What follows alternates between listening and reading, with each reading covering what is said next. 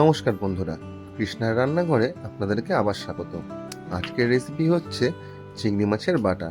তার জন্য নুন, হলুদ, তেল দিয়ে চিংড়ি মাছগুলোকে ম্যারিনেট করে রাখা হয়েছিল, আর তারপরেই সেটাকে দিয়ে দেওয়া হলো গরম করা তেলের মধ্যে। তারপরে এটাকে কিছুক্ষণ ভাজতে হবে। ভাজার পরে মা অ্যাড করে দিল এর মধ্যে পেঁয়াজগুলোকে একটু লাল লাল করে ভেজে নিতে হবে বন্ধুরা। পেঁয়াজগুলো ভাজা হয়ে আসলেই তার মধ্যে মা দিয়ে দিল রসুন, গোটা রসুন।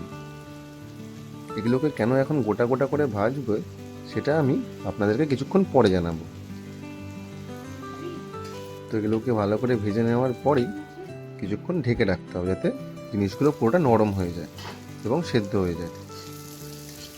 দেখতে পাচ্ছ গোল্ডেন ব্রাউন কালার হয়ে এসছে। এবারে এটাকে নিয়ে মিক্সিতে একটু পেস্ট করে নিতে হবে। রেডি আমাদের পেস্ট। তো এই পেস্টটাকে এবার গরম তেলে মা দিয়ে দিল। ভালো করে নিয়ে নিতে হবে। মশলাগুলো যাতে পুড়ে না যায় এই জন্য মা একটুখানি জল দিয়ে দিল। দিয়ে এবার মশলাগুলোকে ভালো করে কষতে থাকবে।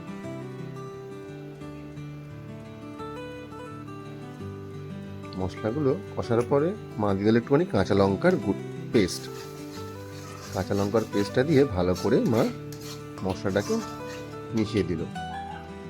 কিছুক্ষণ পরই দিয়ে দিল ধনে পাতা, এবং ধনে পাতাগুলো ভালো করে কিন্তু ঢেকে আপনাদেরকে ভাজতে হবে।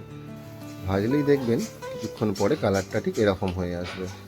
মনে রাখবে বন্ধুরা, যেন এটা খুব বেশি ফ্লেমে না করো, তাহলে কিন্তু সবটাই পুড়ে যাবে।